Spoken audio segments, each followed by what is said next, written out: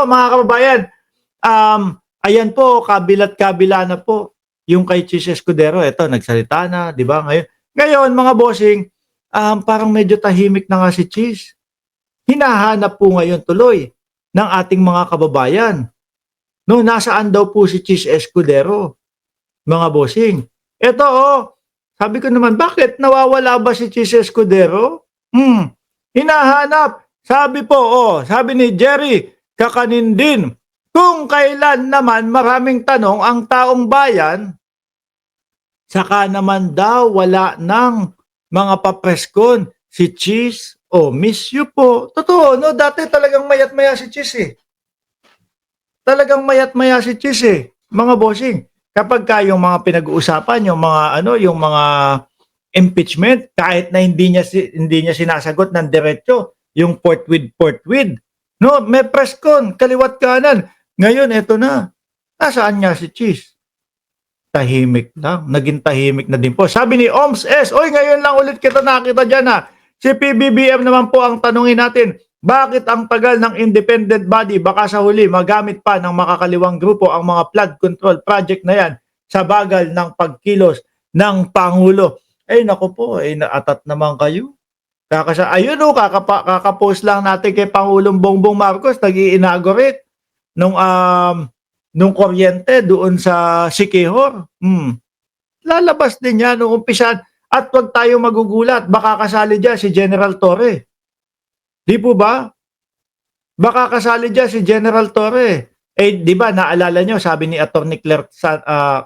Claire Castro, na maganda at matutuwa si General Torre. Baka nagpapahinga lang si General Torre at baka lalabas din yan. No? Hayaan muna natin silang makapag-isip ng maayos. Sabi ni Tony Kahalne, tell it to the Marines, di kami pinanganak ngayon, senior na kami, lolokohin nyo pa kami. Di ba?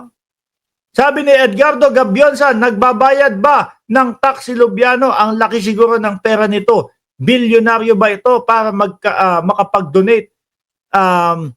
Makapag-donate ka at nagbabayad ba ng tax ito? May-ari po ng construction eh. Sabi nga ho ngayon, yung iba sabi, hindi ko na hindi ko na pagpipilotohin yung aking anak. Gusto ko na lang maging contractor yung aking anak.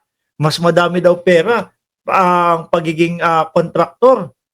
Di ba? Sabi ni Sir Henry Victorio, sana nga Sir Mark, umpisa na niya ang independent investigation ng Pangulo, Sir Mark. Mauumpisa mo yan. Trillanes, pwede. At malaki po ang maitutulong ni Senator Ping Lacson diyan sa independent investigation ng Pangulo. Bakit to? Yung kampo ni Ping Lacson mga kababayan, ang ginagawa nila, kinuha nila yung mga listahan nung tapos na, yung mga may nakasulat, mga complete na, etc., no? Tapos pinupuntahan nila. Talagang pinupuntahan po ng team ni Senador Ping Lacson. Doon nila nalalaman na yung iba ay nakasulat, completed na, tapos nakikita nila wala pa ni isang hollow block ang nailalagay doon. Di ba? Yun ang maganda mga bossing. Magtulong-tulong, nakikita naman po natin. Di ba? Pati si Senator Tito Soto. Trillanes, Heidi Mendoza, Cielo Magno, Luke Espirito. Yan, sabi, ni Vindicated.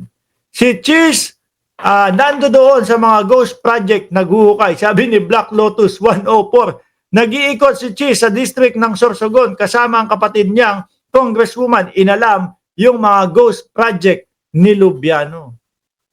Aba, kung ganyan yan, no?